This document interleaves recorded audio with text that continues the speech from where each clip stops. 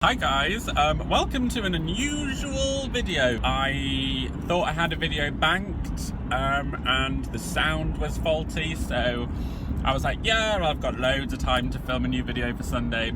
Have I filmed it? No. Am I filming it in the car on my iPhone on my way to Ken and Sheila's?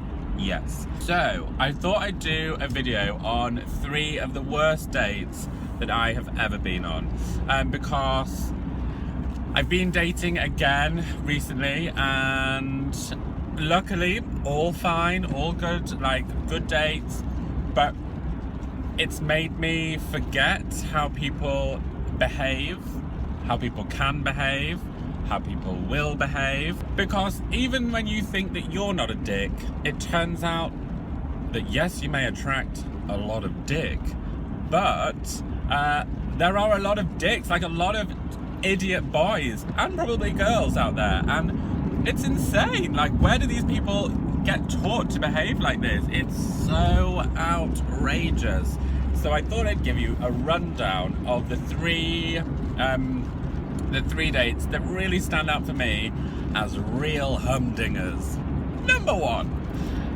So I was at, this is years ago, bear in mind, I was at a festival and I hopped on a very popular app for gay guys, and I got chatting to this guy. We didn't meet, and then we got back to London and he was like, I'd love to take you for a drink. So I was like, okay, fine. I was like, I suggested a bar. I was like, and he was like, why do you want to go here? I was like, does margaritas? And he said, oh, bless. And I thought, I'm not really the kind of person who likes to be blessed, mainly because I usually will go up in flames, but also I find it a little bit patronizing. So we went on this date. I sat down and he came in, and you know when you instantly see them and you're like, fuck no. But I thought, give him the benefit of a doubt, and I have a rule when I'm dating someone. If you make me laugh on the first date, you go through to the next round. That's all you got to do. You got to make me laugh. So I thought he might make me laugh. He wore his outfit. Oh my God. He wore walking boots. Bear in mind, we are in Shoreditch. He wore walking boots, blue chino trousers that zipped off. Very practical. Not that practical at that time of year. You would just wear them as shorts. And then a Ben Sherman check shirt, and he came in, he was late, and he said, oh, sorry I'm late, it's been awful at the surgery. And I was like, oh, fine. I said, I'm so sorry, what's happened today? I can't talk about it, client confidentiality. I was like, oh, right, so we're not going to be talking about your day. And then he took a phone call from his sister as the first drinks arrived. So I was like, at any moment he's gonna, no, he's asking her how the kids are, he's talking about his mum, he's having this whole conversation, and bear in mind we're supposed to meet for drinks and then go for dinner. I was like, I'm not really feeling it. So after he got off the phone, he went, sorry, I'm just really close to my sister. And I was like, no, it's fine, I'm gonna have to order another drink because I've drank mine.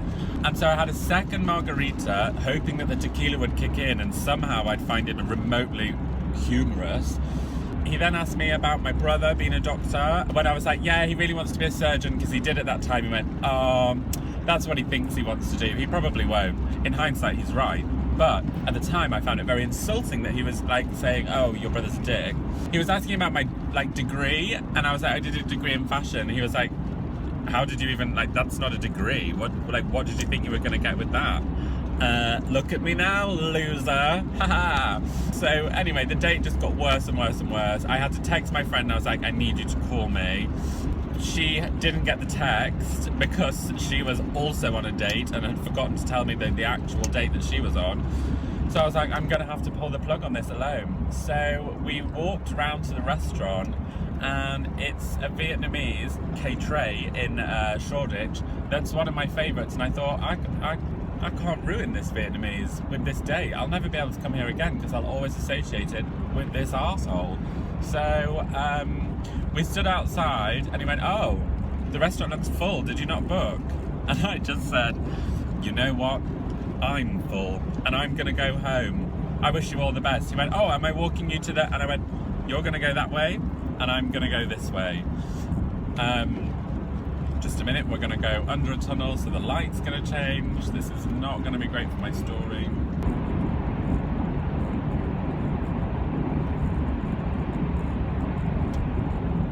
Anyway, so yeah, we stood, and I said, you're going to go that way, I'm going to go this way, and he hugged me goodbye, to which I just stood there rigid stiff, like, oh, get off me.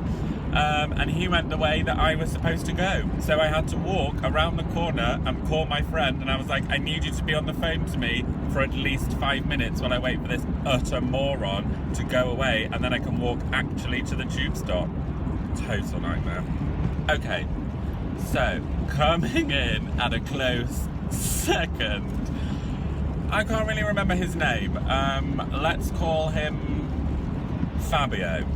So, Fabio and I got chatting on the same app that I met the doctor on. We were getting on like fine, like chatting fine, and then he called me. Now, I don't ever call someone if I've met them online. I'm like, let's just message digitally and then let's meet in the flesh. Because, you know, you might think that my voice is slightly nasal, like a little bit all over the shop. I kind of get a bit nervous on the phone because you're never quite sure if they're, you know. So I kind of just want to keep chatting, like digitally, and then you can speak to me in person. And also, you might sound great on the phone, but you might really smell in real life. So I'm not into it. We arranged a date to go on. I'm laughing because I haven't told this story for ages. We arranged a date to go on. He phoned me on that day. I can't believe he did this. He phoned me on that day. And he said, hi, I'm having a bit of trouble. I don't know why he talks like this, but I'm going to keep doing this accent. I'm having a bit of trouble. What's actually happened is I'm stuck at work, but I've had an idea.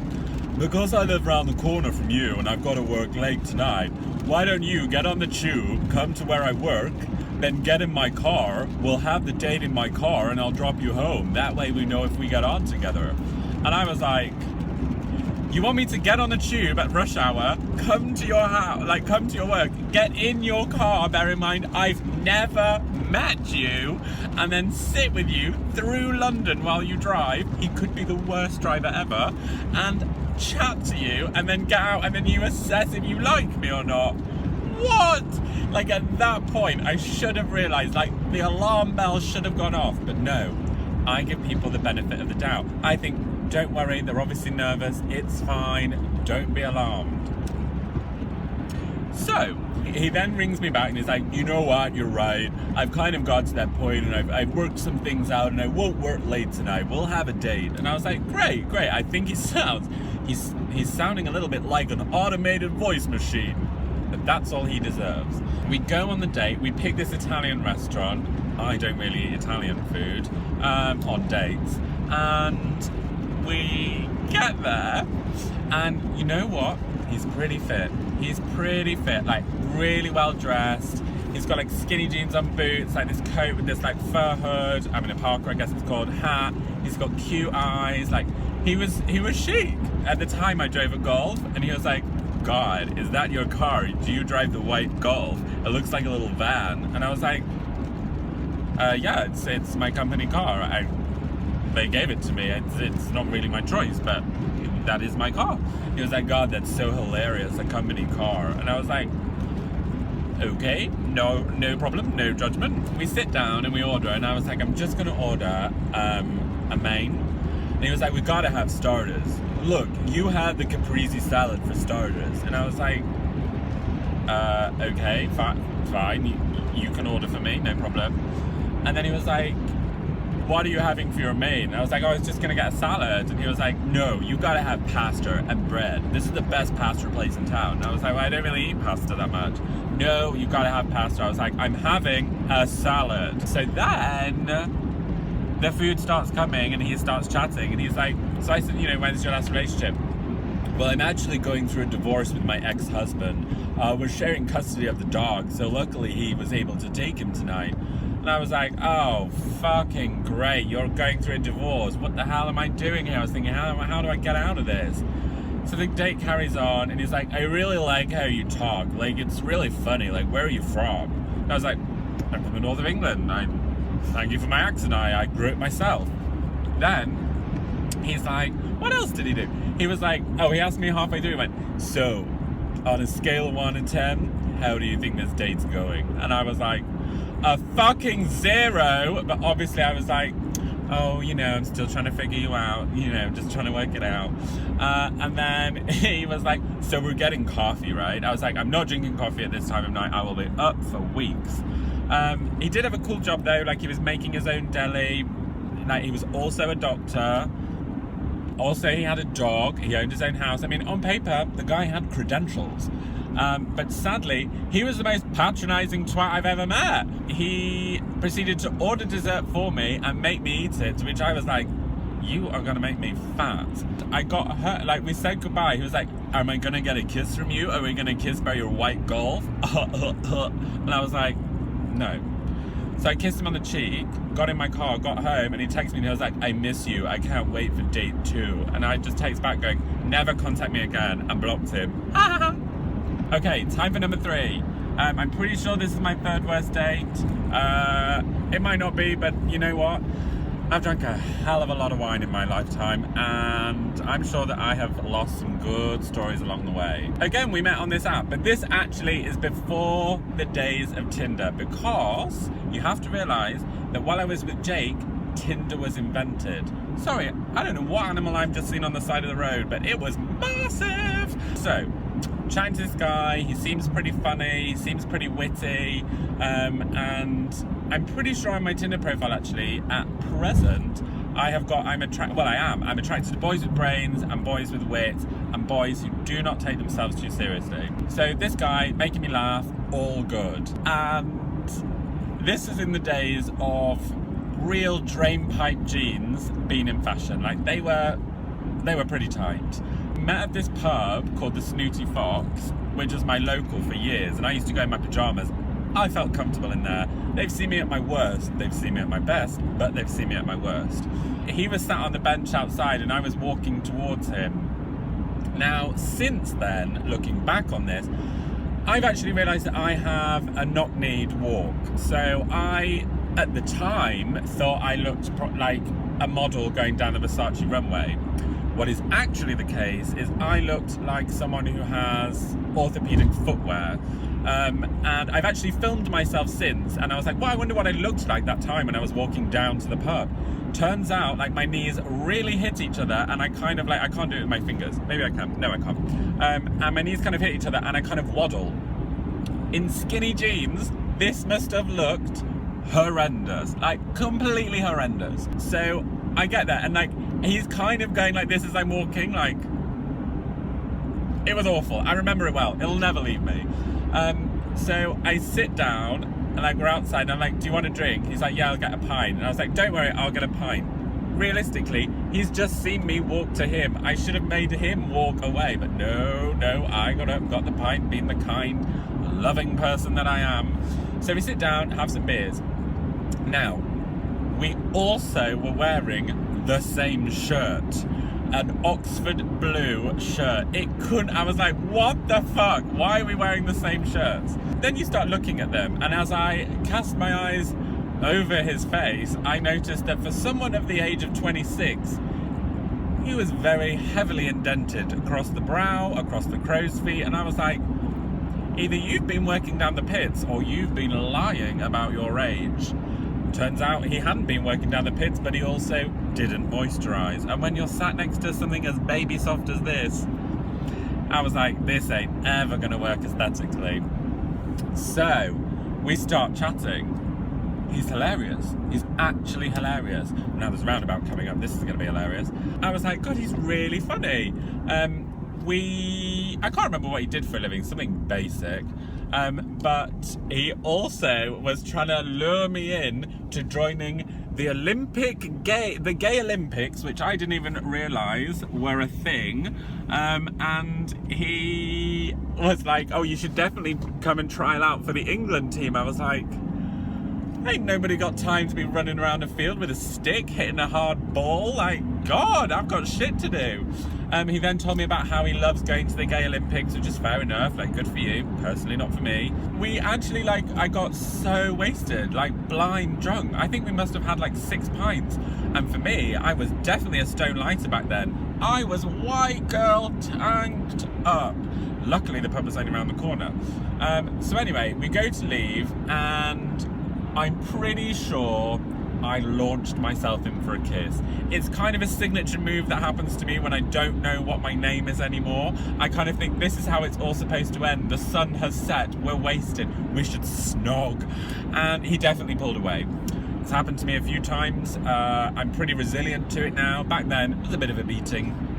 And I left and I was like, okay, no problem, it's all fine, staggered home. I'm pretty sure I may have even fallen asleep on my doorstep that night. And I messaged him in the morning. I was like, great, thanks so much. And he was like, yeah, so here's the thing. I just think you're amazing as a person. You're really wonderful, but I just see us being really, really good friends. I was like, so you didn't fancy me? And he was like, no, not really. I'm so sorry. I was like, why did you have 6 pints with me? Why didn't you just grab your balls and go, you know what, I'm going to say, just go home, Jules. It's okay. Like, I'm really sorry, I just don't fancy you, because that's what I do. But no, he sat there and decided to get tanked up because, yes, I'm fun to get wasted with, but I'm also a human being. I'm not just there to be your brewery buddy. Yeah, I said to him, you know what, dude? I have enough friends. I don't even get to see them. And I know I'm fun to drink with. I know I'm an absolute hoot. But you, my friend, are an idiot. You should have told me halfway through, and FYI for the future, just say to someone on a date, I'm really sorry, but I just don't think this is working out for me. I wish you all the best in your quest for love. That's what my friend Lucy says. I wish you all the best in your quest for love. I think it's so sincere. So yeah, there you go. 3 of the worst dates I ever went on. I'm sure some of you guys have some absolute corkers, and I'm sure that as I'm now single and very ready to mingle, I will be having some absolute horrendous dates. So far, the dates haven't gone too bad. There was a recent one, which I'm not really ready to talk about, where I went psycho, and I vow right here to never drink 2 bottles of Prosecco, a tequila, an espresso martini, and whiskey sours on a semi-lined stomach on a date ever again. I hope you've enjoyed this video. I hope you also commend my last minute efficiency of recording a video the day before in the car. I want to hear some dating stories. I also want to know if you've got any tips for making my Tinder profile pretty fetching. I can't even speak. I would like to say I love you. Really, the only relationship I need in my life is you. But sadly, I also need someone to boss around and to make me coffee. And this is a digital friendship that you and I have, but we'll get there. We'll find it out. I love you. Thanks so much for watching, and wish me all the best in dating in the future. Bye.